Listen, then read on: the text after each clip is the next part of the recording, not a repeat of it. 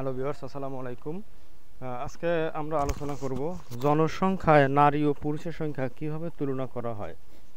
আচ্ছা, তো আমাদের দেশে যে জনসংখ্যা আছে বা যখন আমরা আদমশুমারি করি তখন কিভাবে নারীদের সংখ্যা এবং কিভাবে পুরুষের সংখ্যা গণনা করা হয় সেটাই আজকে আমাদের ভিডিওর মূল বিষয়।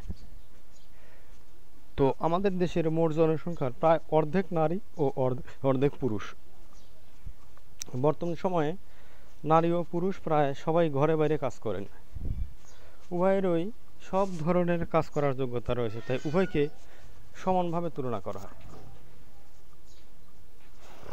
তাহলে আমরা কি বুঝলাম? বর্তমান সময়ে বাংলাদেশের অর্ধেক নারী এবং অর্ধেক পুরুষ। আর আগে যেমন কি ছিল, নারীরা ঘরে বসে থাকতো, তো এখন কিন্তু সেটা না। এখন নারীরা ঘরে বাইরে কাজ করছে, বিভিন্ন অফিস আদালতে কাজ করছে।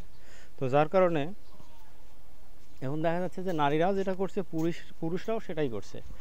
তো নারী পুরুষের সব ধরনের কাজ করার যোগ্যতা রয়েছে, তাই উভয়কেই, নারী এবং পুরুষ উভয়কেই সমানভাবে তুলনা করা হয়। তো বন্ধুরা, এই ছিল আজকের ভিডিও। আশা করি ভালো লেগেছে। আল্লাহ হাফেজ, আসসালাম।